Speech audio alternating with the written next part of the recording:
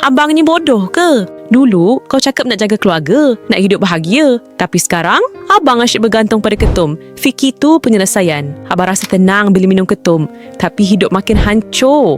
Ada logik ke? Kau fikir ketum tu buat abang lebih kuat?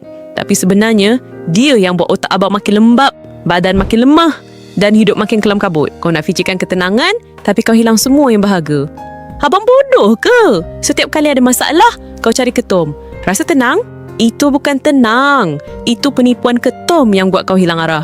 Bila ketum habis, mulalah menggigil. Mula rasa sakit, lemah, hidup tak lena. Anak bini pun semakin jauh sebab kau terlalu sibuk dengan ketum. Abang, hidup ni tak semudah itu. Ketum bukan penyelesaian. Kau nak hidup terus macam ni? Hidup penuh dengan ketagihan? Abang ni bodoh ke? Nak biarkan ketum kawal hidup abang dan rosakkan masa depan? Nak marah lebih-lebih pun tak guna. Syurga aku dekat dia. Kalau nak berubah, aku bagi cuba ikhtiar dengan pangkajaan. Akal Suluh Bayu bantu abang pulihkan saraf yang dah rosak, buat otak lebih tajam, badan lebih kuat dan hidup kembali stabil.